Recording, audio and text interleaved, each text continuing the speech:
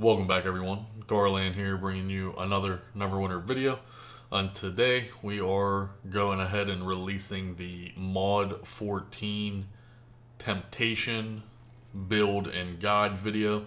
Now this video should be a little shorter than normal, previous guides. We're not going to go over everything because nothing has really changed, guys. If you want to reference the class section on my YouTube, I'll put a link in the description. You can simply go and watch the Mod 13 video.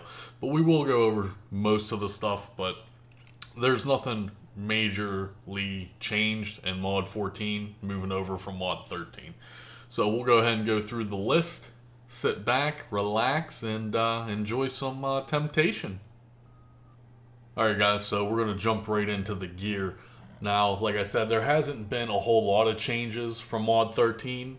The gear is being one of those changes, however. We are going to navigate and make some changes to some key features of our gear selection. Now, as far as your statistics go, remember, you're playing Temptation. You can max out certain statistics if you want to be a super sweaty tryhard, but essentially, Temptation, it doesn't really matter. You don't need 100% armor pen. Your objective is not to do damage. Your objective is to buff and debuff. So if you don't, have the statistics of a normal DPS player, because remember DPS is secondary, to be perfectly honest, you might want to just maximize your recovery or something else for that matter. Maybe your crit now can be higher than anticipated normally because we are moving with a new 3-piece set. So your attributes, of course, are going to remain Constitution and Charisma. However, again, that doesn't matter either. If you want to spec into Intelligence, be my guest. Now, you'll notice right away for the gear, like I said, coming from Mod 13, we have made significant changes in the gear department for Mod 14. So as far as your base gear goes, we did upgrade to the Mod 14 set, which for the Warlock is going to be the Curse Lords set. Now you can simply get these by farming Castle Ravenloft, getting the Seals of the Crown, and then getting your 4-piece set. So we do have the headpiece, the armor piece, the arms, as well as the boots. All of these are reinforced with power. By personal preference of me, you can reinforce your stuff with whatever you want. If you need to put critical strike on this, then that is fine. Now, as far as the enchantments go, I'm still running full radiance in my defensive slots for the additional hit points. And then in my offensive slots, I'm still running full radiance for the power. Now for your armor enchantment slot, again, personal preference. It's completely up to you. If you want to use a Soul Forge, you can. I particularly like the Bark Shield. However, I may be navigating to something different. I might go with a Eclipse for the unlimited Shadow Slip, but chances are for Temptation in particular, I'll probably stick with the Bark Shield. Now your weapon enchantment, on the other hand, again, there's a lot of wiggle room here. You don't really want anything to do with DPS. However, the weapon enchantments don't stack in the game. So your normal support classes might be using a Frost.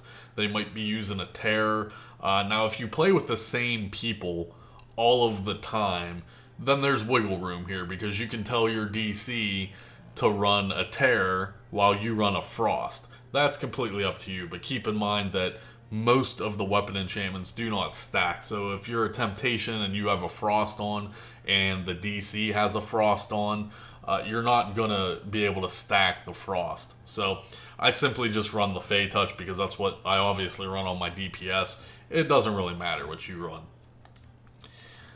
Now to the right hand side of character sheet, you're going to notice that these are where the main differences are going to be coming in from Mod 13.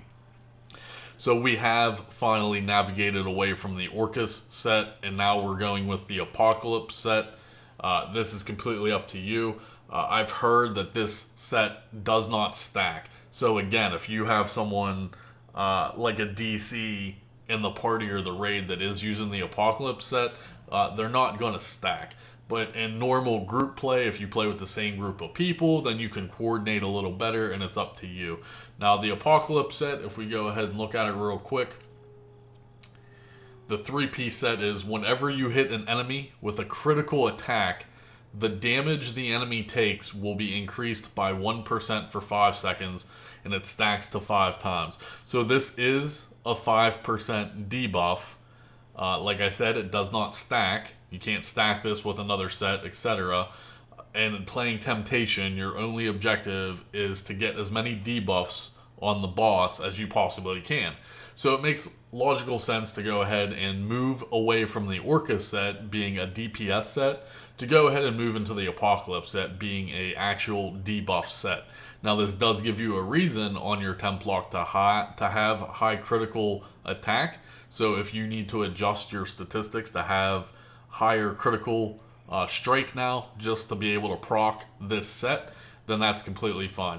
This basically has a 100% uptime as well, so every time you're hitting a critical, it's going to replenish that. You should always have 5 stack. It should always be a 5% debuff. This is a very strong and powerful set, especially for Temptation. Like I said, you shouldn't be worried about DPS. That is not your objective when playing Temptation. So getting the Apocalypse set, of course, isn't terribly hard. To get the belt and the necklace, you simply buy it from the Ravenloft campaign store. Now, the artifact, on the other hand, this is where a lot of people struggle because you can only get the artifact from Portobello's campaign. Now, if you use the artifact in the past as a feeder, they put it back in the game for you as a one-time claimable item. So the next time Portobello's comes around and you don't have this artifact, but you did finish the campaign, you should be able just to get it for free. Because a lot of people use this artifact in the past as a feeder, or they simply deleted it, or whatever the case may be. But I feel on Temptation that this is probably one of the strongest sets that you can get if you're playing a 100% buff debuff role. Now, your rings, of course, don't matter. You want +5s of whatever you can get your hands on for the double offensive slots. Like I said, the statistics don't really matter. You can go for whatever you want. As far as the armor reinforcements on the right-hand side of the page go, I always go with action point gain. As your shirt and pants, we are still using the upper primal and the lower primal. Your artifacts, again, it doesn't really matter what artifacts you use as long as you are maximizing your statistics of what you're going for. For instance, I still choose to use the Sigil of the Hunter simply because it is power recovery, and I make sure that all of my artifacts at least have power on it, and as a secondary stat, recovery is very good, so that's up to you. Now, as the active artifact, I have now officially navigated away from the DC Sigil. Before, I was using the DC Sigil to spam my dailies, but I don't know how much I can stress this, you know? DPS is not your objective when playing Temptation, so we have finally replaced the DC Sigil with an actual debuffing artifact. Now, in this case, I've been using the Thirst, and it has worked out very well. Now, a lot of people might not like the Thirst because on particular bosses, you will actually lunge forward, and if you miss, then it won't get debuffed. So it does take a little practice to use this artifact. You need to line up the target, and then when you pop it, you will actually lunge forward, and everything you hit with that lunge will get the debuff. So practice with it, make sure you get efficient with it. And if you read the tooltip here, it says lunge forward, deal damage to enemies in a line, dealing X amount of damage, and increasing each target's damage taken by 16% for 8 seconds. So essentially this is an upgraded lantern as far as the effect goes. It is a 16% debuff, and like I said, very strong. So you're hitting that 300% debuff cap. So again, I cannot stress it enough because I get asked all the time on offensive stats on Temptation. If you want to be doing DPS on Temptation, you're wrong. Okay, guys? That is not the role of Temptation. damage isn't even really secondary on your list. You want to maximize your power and recovery. You want to make sure you do have high crit, just for the sheer fact that we are using the Apocalypse set now, and you do have to have crit to proc that set. But your objective as Temptation is not secondary DPS, it's not DPS at all. So that's why we have now navigated even more into a debuff stage. If you compare the gear set that we were using in mod 13 to 14, you're going to notice the differences. Like I said, we've changed our active artifact, we've changed our 3-piece artifact set now, all to revolve around debuffs. We are a debuff machine. Now, as far as overall enchantments go, like I said, I still run full radiance for the extended HP and the full radiance for the additional power. Now, a lot of try-hard Temptation players, they'll use Black Ice. There's nothing wrong with that. Black Ice has power, crit, and recovery. If that's what you need to run to, hit your statistical goals, then be my guest. But that should actually wrap it up for the gear section. Like I said, there are noticeable changes. If you guys have any questions in particular about the gear, be sure to leave me a comment below, and we will be moving on to the powers. Alright guys, and very quickly we will go over the powers. I did make some slight adjustments to my rotations and everything. That's completely up to you. Now, one thing to note is that, again, Warlock dailies, there are no debuffing dailies. I wish there were. I wish maybe they would add something to a Cursed Soul that would have a debuff on it. But however, that's not the case. The only real debuff is Tyrannical Curse, although we don't really use it. So you'll simply just use Brood of Hadar or, whatever daily tickles your fancy. Now, if we look at the personals, I did change over to No Pity, No Mercy, and there is a reason for this. It's not for the damage. It has nothing to do with the damage. If we go ahead and go back to our gear, and then we go to our artifact powers, I'm using No Pity, No Mercy on my offhand because you will gain another 5% debuff. So I have changed to No Pity, No Mercy, and then as well as I'm still using ACC for the personals. Now, for the 3-piece Dingaronga, we are using Dread Theft for the debuff. You want to make sure that you're constantly using your Dread Theft when it's up. Make sure you're getting efficient with canceling your Dread Theft. If you didn't know, you can cancel Dread Theft. You hit the button once to activate it, you can hit the button again to cancel it. So you can cancel Dread Theft to make sure that you're getting full rotations in. However, you want to use Dread Theft typically at the end of your rotation. You want to cast your Pillar of Power and then your secondary spell, and then finish with the Dread Theft after you get your full debuff rotation on. Now, speaking of that secondary spell, I've actually changed over to Wrath Shadow. Now, you might be thinking, what the hell? Why have I changed to Wrath Shadow? This spell is very hard to use, and it's going to take you guys a while to get used to because you can target teammates with this.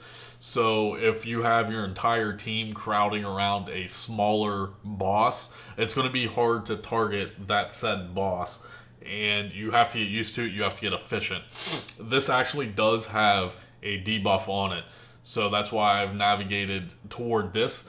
Up until this point, I've always just been using Hadar's Grasp, which is only a personal debuff. It doesn't help the group.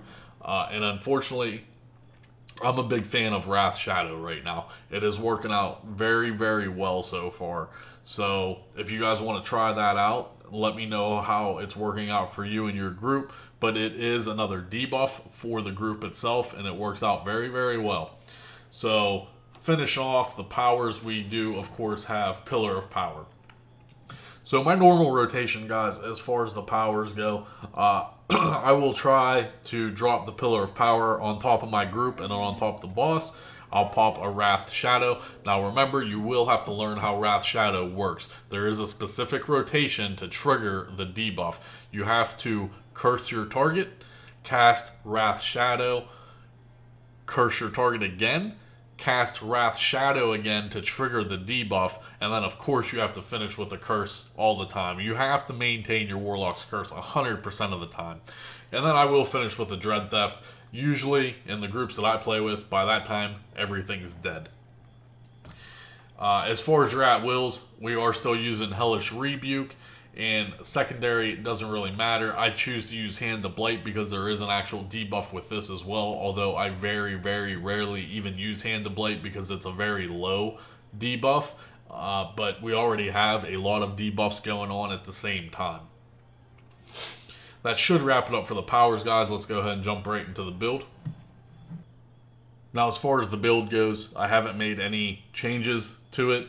This is the build that I've stuck with since the temptation changes were in game. I'm just going to leave it up on the screen and you guys can take note. If you want to watch me go in depth about the build itself, you can navigate back into the class area and watch the Mod 13 video.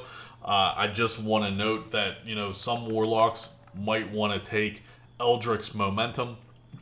This completely and solely relies on who you play with on a normal basis. If you constantly play with someone that can already give combat advantage, then you don't need Eldritch Momentum. This is why I choose to navigate into different aspects of the tree, and then we also come up here and take Infernal Wrath. Now, you can simply just, you know, not take any of these and go 100% full temptation. That way you do have Eldritch Momentum as well as everything else. Now, this is the best build that I found personally for me, and it works out for a lot of other people. However, you need someone in the party that is giving the party combat advantage. Now, typically, that'll be the case, whether it be the Hunter Ranger or the Guardian Fighter or whatever. But for whatever reason, if you don't have anyone in the party giving combat advantage, they're going to expect you to do it because they're going to expect you to have this feat. I'm very vocal about this feat. Everyone I play with knows that I don't run this particular feat. Like I said, when you're in Cradle, chances are there's going to be someone in there providing combat advantage. I personally don't like this feat anyway, because the only way it triggers the combat advantage is your daily power. So unless you have high recovery and you're in a good buff group and you're refreshing your daily all the time, it's irrelevant anyway, because it's only going to last 12 seconds and you have to activate your daily power to use it. I wish they would rework this a little bit there, where it would just be given the group combat advantage, period. So that's all for the build itself. If you want to take a note, pause the video, or you can always go and navigate back to the Mod 13 and watch the in-depth version of it. Alright guys, and very quickly, we're just going to go over the companions and the mounts together. I wanted to keep this video as fluid and as short as I could. So there's not any major differences to the companions.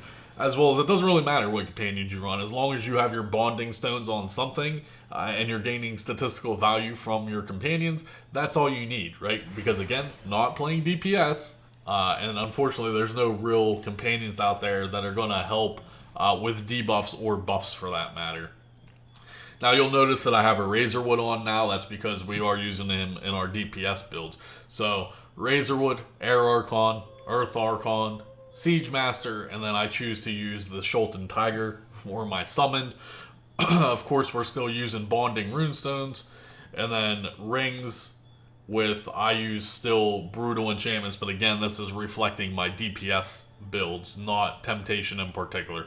So, as far as companions go, yeah, you can pretty much use whatever you want, because you're not focused on damage. Moving right along, we're going to navigate to the mounts. Now, you still are going to want to use a T-Rex. If you don't have a T-Rex, that's completely fine. But in Mod 14, the new mount came out, Swarm, that is going to buff your damage as well as debuff the target. Now, that's fine and dandy, but we don't care about damage. We care about supporting the team and debuffing the boss. So the T-Rex is actually a 10% debuff versus the 5% on the Swarm. So yeah, most DPS classes are switching to the Swarm because it's going to be half and half, right? You're going to 5% debuff the boss as well as 5%, you know, buff yourself. We don't care about being buffed. So we are going to stay with the T-Rex for the 10% debuff. As far as your equip power, if you have multiple legendary mounts, then that's awesome. I choose to run the 4K recovery here. Now your stable, of course, it doesn't really matter here. You just want to make sure that you're at least running Shepherd's Devotion to support your team. Everything else is irrelevant because it's all DPS related. So unfortunately, they haven't really updated the stable in a while. There hasn't been very many mount insignia bonuses coming out. So this is unfortunately what we're still using. I mean, I still have Assassin's Covenant on here. I can put, Gladiator's Gal in here. I mean, this is personal preference and completely up to you guys. So that is up to you. Alright, and finally, to conclude the video, we'll quickly go over the Mod 14 boons. I'm not going to go through all the boons. There's plenty of resources and previous videos out there that show all the boons. The boons never change for the most part. So we're just going to go over the new stuff, the Mod 14. Now, I personally chose to go with the 15% increased damage versus Undead. Now, again, you're not doing DPS. This doesn't matter. You can literally take anything you want. If you want the 1200 recovery, that's completely fine. If you want the 1200 movement, that's completely fine. The damage resistance, not so much. The HP is also a very valid option, 4800 additional HP, as well as Raven's Cunning is going to be control resist. Nah, we don't really care about control resist. So this is, of course, personal preference, whether you want the recovery, the movement, the additional hit points, or the undead damage. That's up to you. I just went with the undead damage because I was probably just clicking buttons, Essentially, I'll probably change this to either the HP or the recovery, most likely the HP. Now, up top is different as well. We are going to be taking Righteous Sacrifice. Taking 10% or more of your max health and damage grants nearby allies 800 power for 5 seconds, and this stacks a maximum of 5 times. So essentially, this is 4,000 power. You're going to be buffing the team 4,000 power, guys. Now, of course, it does have a very small window. So if you're not taking a lot of damage in an AoE situation, or you're simply just not getting hit, then this might not be the best option. You can also look at Hypnotic Gaze. So anytime you use a root stun, hold daze on an enemy, you have a chance to increase the combat advantage damage of nearby allies by 5% for 10 seconds. Now this does have a 1-minute cooldown on it as well. So you would have to switch to something like Hadar's Grasp.